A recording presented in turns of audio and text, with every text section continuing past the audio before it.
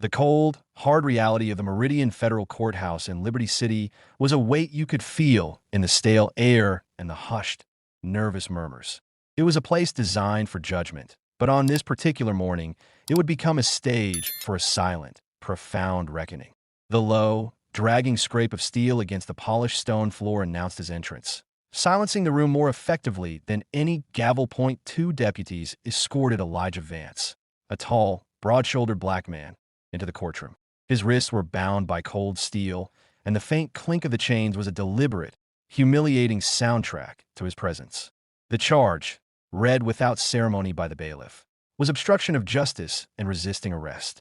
It sounded like a common, minor offense, but the man himself was anything but common. Elijah didn't walk like a man accused of a petty crime.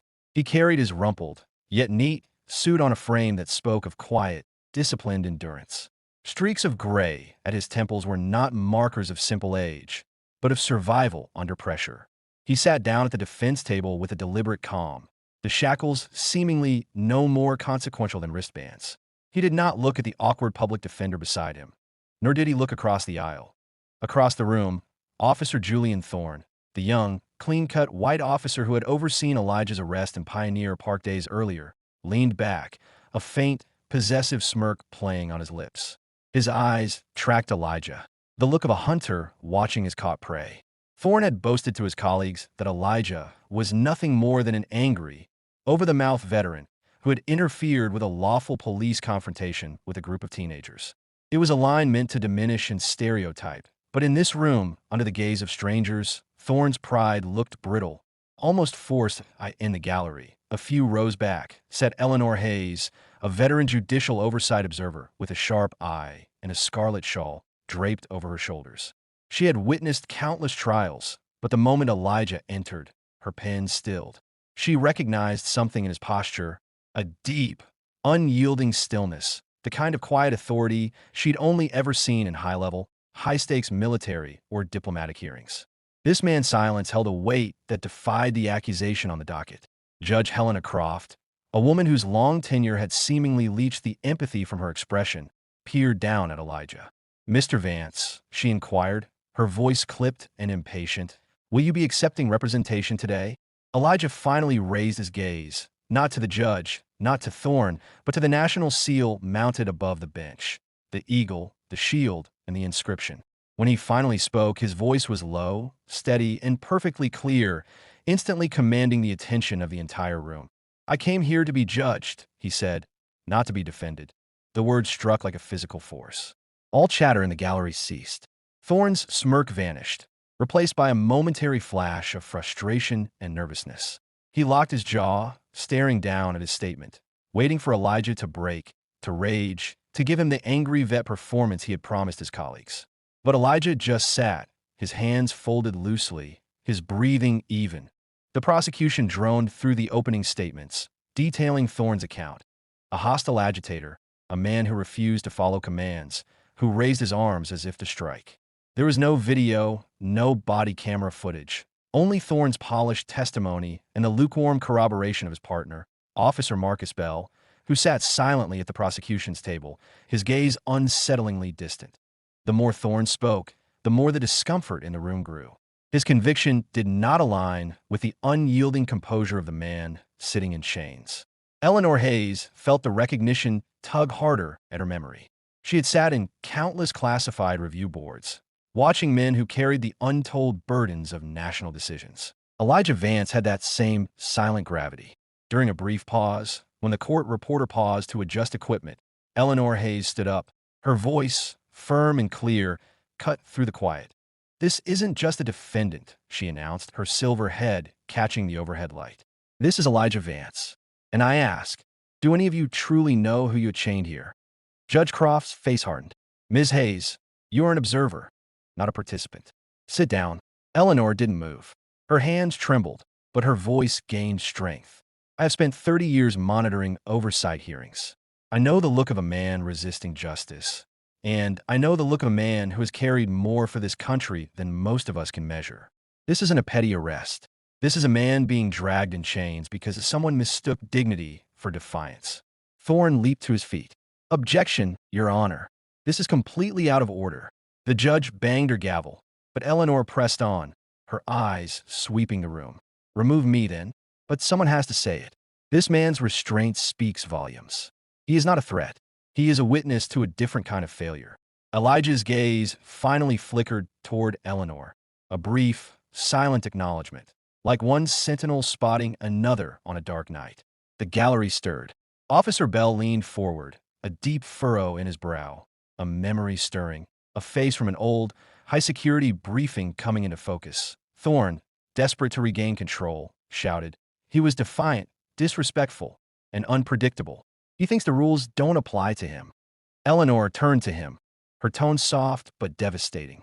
Men who stand the way he stands, Officer Stanton, are not made in city parks. They are forged in places where silence is armor, and speaking out can cost a life. The room held its breath. Then, Elijah slowly unfolded his hands and rose to his feet. The soft clinking of his chains was the only sound. He didn't look at Thorne or the judge. His eyes swept across the jury and the gallery, not in appeal, but in judgment. You all want noise, he said, his voice low, but carrying the resonance of a cathedral bell. You want something easy to dismiss. But I've learned that sometimes the loudest thing you can do is stand still. So I will keep standing. It was not a plea. It was a declaration. The courtroom was silenced by its sheer, unyielding composure. The verdict came swiftly. The overwhelming and now publicly questioned account of Officer Thorne, juxtaposed against the silent, dignified presence of Elijah Vance, was not enough to secure a conviction. The charges were dismissed, but the judgment had only begun. As Elijah was escorted onto a government-chartered flight heading toward Washington, D.C., the narrative of the quiet veteran in chains was already tearing through the foundations of Liberty City. It was on every news channel, a trending hashtag. The clip of Elijah standing silently, his eyes fixed on the seal, went viral as a symbol of injustice and restraint. 30 minutes into the flight, Captain Alana Reyes, Elijah's escort, looked up from her encrypted messages. They're calling this a systemic failure, she murmured, her jaw tight. The department is auditing the entire chain of command, the training contracts, everything. This is no longer just about clearing your name. This could bring down careers, maybe entire divisions. Elijah looked out the window at the clouds.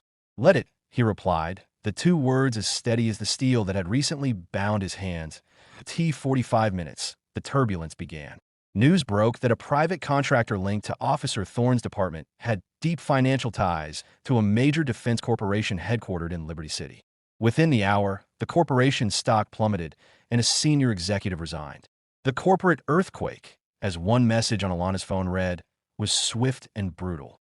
The aftershock came when Alana received a no-fly directive. The plane itself had become a liability, a magnet for media spectacle.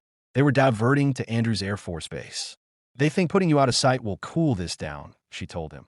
They think silence means surrender, Elijah countered. They're wrong. The moment the wheels touched down on the Andrews tarmac, the world outside was already demanding accountability. Officer Julian Thorne and several of his colleagues were placed on immediate suspension. The Liberty City Police Commissioner held a stuttering press conference, acknowledging failures of procedure, carefully avoiding the words injustice or disgrace. Elijah spent the next few days in a quiet, secluded government safe house. Alana Reyes urged him to speak publicly, to take his vindication to the podium. The noise won't help, Elijah said quietly. The silence is what they heard. I will not give them the sound bites they can twist. And so, the voices that began to speak were not his, but the voices of those who had watched. Eleanor Hayes penned a powerful op-ed for the city's largest paper. Some men fight wars abroad. Others, like Elijah Vance, remind us why we cannot afford to let another war begin at home, between those sworn to protect and those they are sworn to serve. Soon after, Officer Marcus Bell, Thorne's silent, conflicted partner, recorded a short, unpolished video from his home. No uniform, no vaj. I got it wrong, he said simply, his voice cracking with exhaustion and shame. We all did, and if we can't admit that, none of us deserve the uniforms we wear. The video went viral, not for its polish, but for its raw, painful truth. Elijah Vance remained silent. His story, however, roared. Police academies began using his trial footage in ethics training, not as a cautionary tale about suspects, but as a lesson in dignity and restraint. Corporate contracts with the disgraced security firm were canceled. Julian Thorne, once so smug and certain, resigned quietly, his career dissolving into the vast, unforgiving silence of public scrutiny. Justice was served not by Elijah's hand, but by his unyielding decision to stand still and let the injustice of his own treatment become the mirror that forced the world to look at itself. His silence, the kind that made courtrooms rise and corporations tremble, became a permanent, unforgettable echo, a powerful reminder that strength is not always loud, and that the truth, when grounded in integrity, will always find its way to speak louder than any rage.